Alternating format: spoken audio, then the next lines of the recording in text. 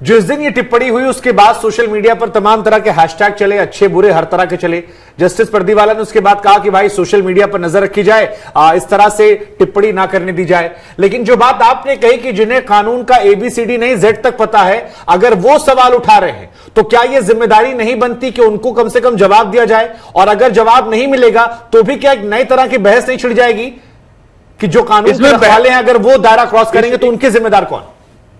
इसमें बहस की सिर्फ ये कहना है कि अब तक तो ये कह रहे हैं कि जिन्हें पता नहीं है वो ना बोले, लेकिन भारत का कानून के मुताबिक अब उसमें बुनियादी सिद्धांतों में कैसे संशोधन किया जा सकता है, जिसमें कहते हैं कि मारते का तो हाथ पकड़ ले लेकिन बोलने वाले का क्या पकड़े, जबान पकड़ी नहीं जा सकती।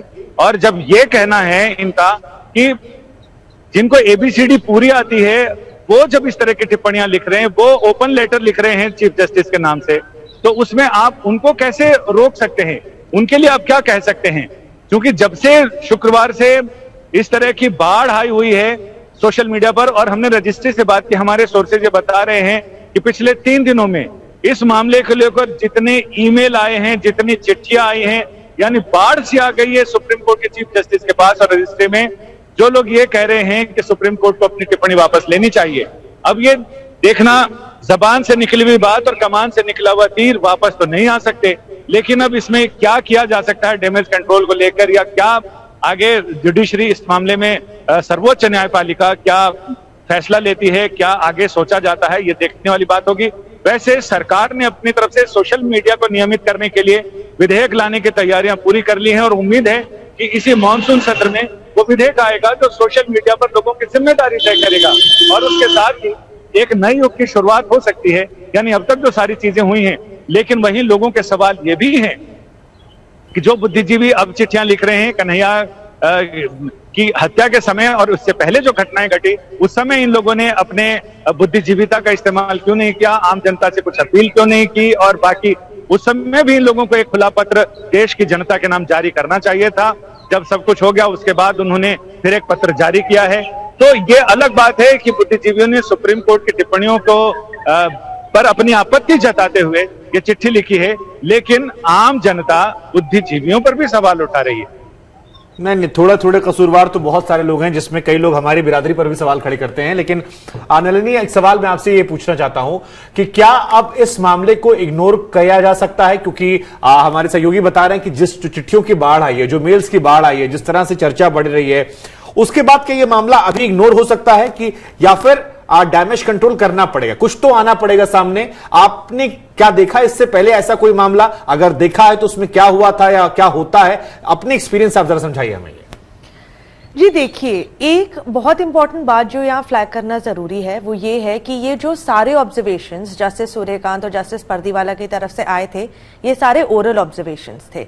जब सुनवाई के एंड में जो रिटन ऑर्डर पास हुआ था सुप्रीम कोर्ट की तरफ से, उस रिटन ऑर्डर में इन सारे ऑब्जर्वेशंस का कोई भी जिक्र नहीं था। इसी पर जैसे डिंगरा ने कहा था कि बहुत सेलेक्टिव होते हैं जो लिखना होता उसमें, और वर्बल टिप्पणी कर दी ताकि मीडिया में बहस शुरू हो गई। जी बिल्कुल। तो ओरल ऑब्जर्वेशंस में इतना सब कुछ कह जाना, लेकिन रिटन ऑब्जर्वेशंस में सिर्फ 2 लाइन का ऑर्डर देना कि ये पिटिशन विड्रॉ कर ली थी और अब ये जाके अपनी लीगल रेमेडीज कहीं और एक्सरसाइज कर सकती हैं, ये ऑल्दो अनकॉमन नहीं है। बहुत बार ऐसा होता है कि सुप्रीम कोर्ट रिटन ऑर्डर्स में वो चीजें नहीं कैप्चर करता जो वो ओरल ऑब्जर्वेशंस में देता है।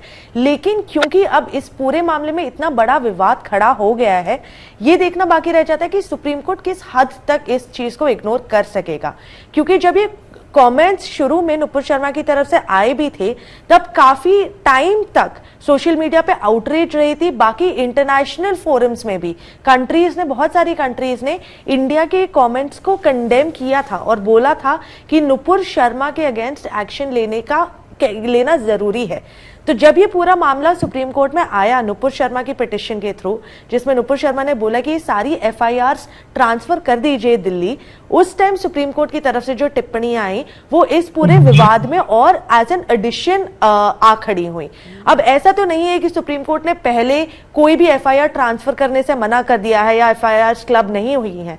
बहुत सारे केसेस में हमने देखा है जिसमें मल्टीपल एफआईआर्स पेंडिंग होती हैं किसी के अगेंस्ट, वो सारी एफआईआर्स एक साथ क्लब करके एक जगह ट्रांसफर करी गई हैं ताकि उसमें इन्वेस्टिगेशन थोड़ी आसानी से हो पाए और कोई ओवरलैप ना हो अलग अलग एजेंसीज के इन्वेस्टिगेशन करने से।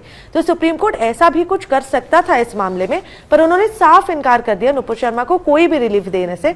और उन्होंने बोला सही वो बात है। हर एक दो टिप्पणियां भी बहुत अवॉइड महत्वपूर्ण उन्होंने कर दी कि एक आप जिम्मेदार हैं उदयपुरी घटना के लिए और दूसरा खतरा आपको नहीं है, आपसे देश को खतरा है। और इसके बाद मेरे ख्याल से लोगों की जनभावनाएं जो है वो ज्यादा ही निकल आई कि भाई जो कत्ल हो रहा है उसको लेकर कई तरह की बातें शुरू हो गई है। लेकिन संजय, आखिरी सवाल आपसे है कि देखिए, अब हालांकि ये बड़ा ही नॉन सीरियस मुहावरा है, क्योंकि मुहावरों का इस्तेमाल अक्सर आप करते हैं कि अगर मेरी मौसी की मूछें होती तो वो मौसा होते। अब अगर मगर के बीच की कहावत रह नहीं गई, अब जो है वो प्रत्यक्ष तौर पर सामने, चिट्ठी भी आ चुकी है, चीफ जस्टिस भी आने वाले हैं, आपको क्या लग रहा है आगे क्या हो सकता है?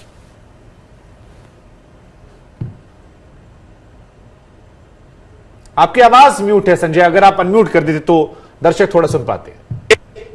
ये देखना दिलचस्प होगा कि चीफ जस्टिस का इस पर क्या रुख रहता है और वो क्या सच में बाकी जजों के साथ बात और बाकी जजों का उनके जो साथ वही क्या रहता है, वो किस तरह से संजय आपकी आवाज वाला ने को रखा तो शायद कि न्यायपालिका को अपने अंदर झांकने की जरूरत है, गिरेबान में झांकने की जरूरत है, देखने की जरूरत है। फिलहाल तो ये लग रहा है कि ये मामला शायद समय के साथ साथ ठंडे बस्ते में ना चला जाए।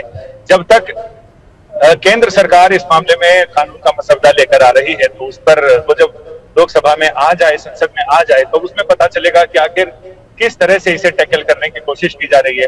अभी तक तो संकेत यही है कानून मंत्रालय की तरफ से कि जुलाई के आखिर तक इसका जो ड्राफ्ट है वो पूरी तरह से तैयार हो जाएगा और फिर इसे संसद के अभी जो सत्र चल रहा है, मानसून सत्र, उसमें इसको पेश कर दिया जाए शायद। ठीक है।